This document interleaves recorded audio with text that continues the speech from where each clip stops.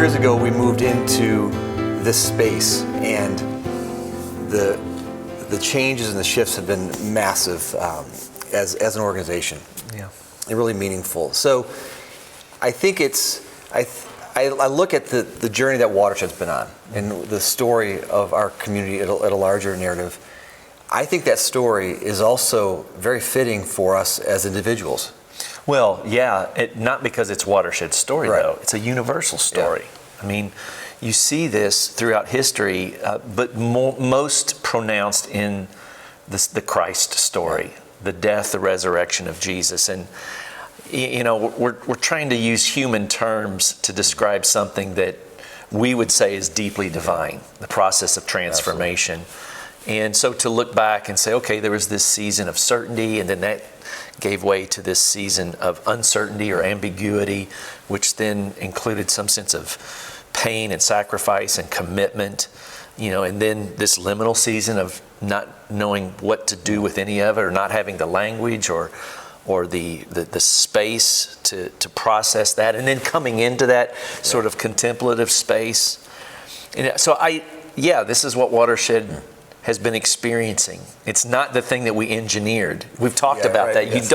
You don't, transformation is such a mysterious thing because you don't necessarily get to schedule it out, although your schedule does matter. That's right. What you make space for. You can't, I don't think we could have ever planned what we've become. No, because we literally planned not to become this. That's right. Yeah, by definition. Like there were early on in our stages. We were hoping to be more certain today than we were 15 years ago, right? There were people very close to us, you know, our spouses, who said, if we ever become this type of community, we will go somewhere else. Right. Which has been an interesting idea for you and I to be the pastor of a church where our spouses can't attend. But I think the question, I think we got to drill it down to a personal place this morning for our community. Like, how do you find yourself in this story? Again, not because it's Watershed's story, because we think it's a deeply divine story. What parts of certainty over the last weeks, months, or years have started to die, have started to crumble? Where is ambiguity exist? And that's really painful because you don't have the control that you used to have. And that must feel really vulnerable. That must the commitment and the sacrifice to keep going when you're in the tomb and you don't know what's going to resurrect. I think that's messy.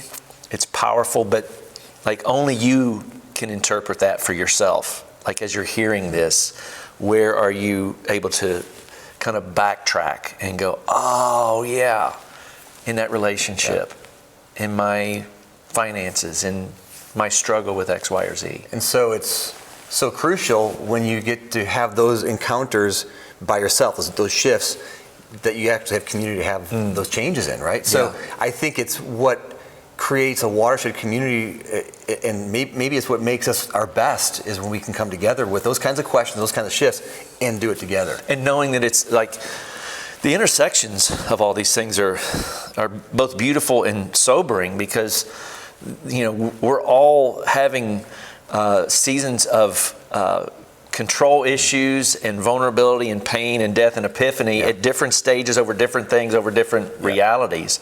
And so, you know, if your question is, do I fit here? Well, the response is, well, that depends. Like, are you willing to go through the process? Because that's who we are. That's how we move through this. So one of the ways that we viewed our time here in our new space, our newest space, has been Epiphany. It's this, like, wow, waking up, oh my goodness, we had no idea, we were so unaware, all of it, right? This word of Epiphany has been so deep for us in our last few years here. We've got some larger epiphanies, and maybe we have some smaller ones. What would you say, Matt, would be like an epiphany for you that was really accessible, something relatively small? Something really small. I think I functioned out of a place of thinking that somehow I really was unbiased. You know, like we would say that. We would say, oh, everybody has biases.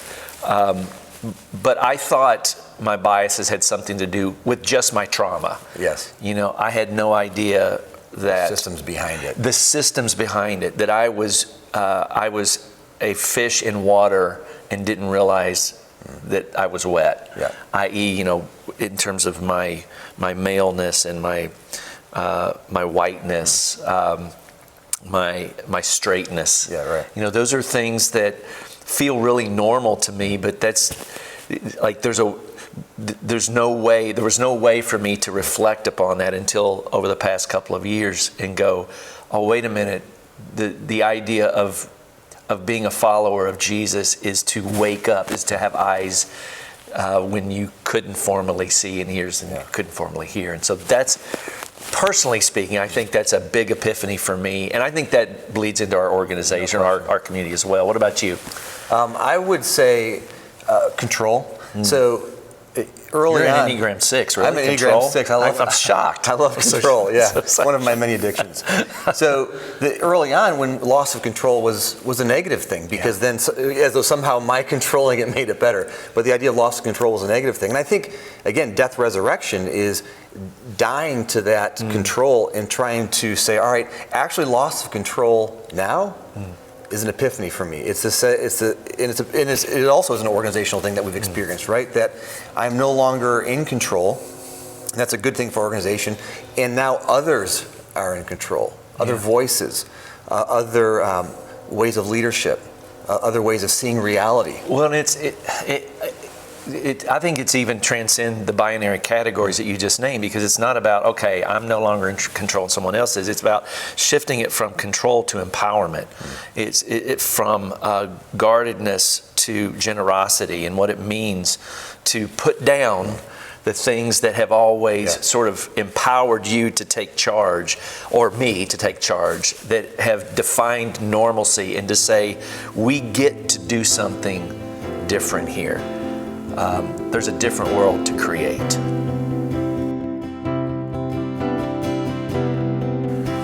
So the first weekend of this series, and we're in the middle of a series, we're not just doing Easter this morning. Right. We're not just talking about death and resurrection, but we're actually in the middle of a series called A Different World is Possible. And the first weekend, I've read this passage from the book of Hebrews, and I thought it might be helpful to revisit that as a way of kind of bringing things to a close for at least this morning, where the writer writes, let us, and the writer's talking about the church in the first century, let us then go to Christ outside the camp, bearing the disgrace he bore. For here we do not have an enduring city. Like where they were originally, that's not endurance, that's not sustainable. But we are looking for the city that is to come.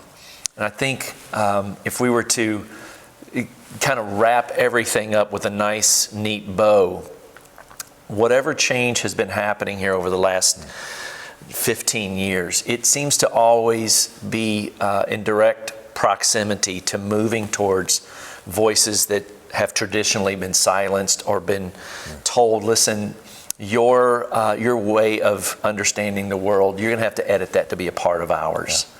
And I think sometimes it was almost worse, because I don't know if we would say it so directly like that. No, your voice doesn't matter. We would never say that. It was more implied. Well, it was more systemic or subtle. This is about preference, and this is the preference of this community. So either, if you align with that, this is a great place for you.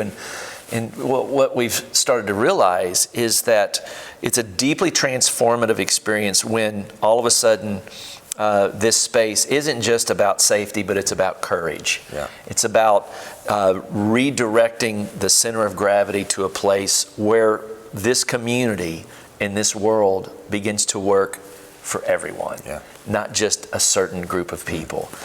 And I think in the death and the burial and the resurrection story, that's the world Jesus was envisioning, a world that worked for everyone, not just a particular group of people. So there's a lot more death, a lot more resurrection that we get to do together. And so Watershed community, happy Easter.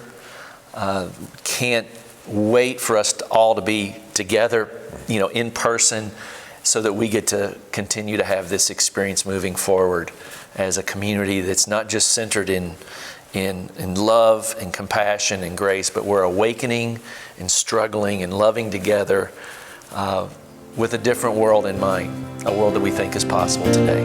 Love you guys. Love you guys. And I refuse to buy into this tired narrative.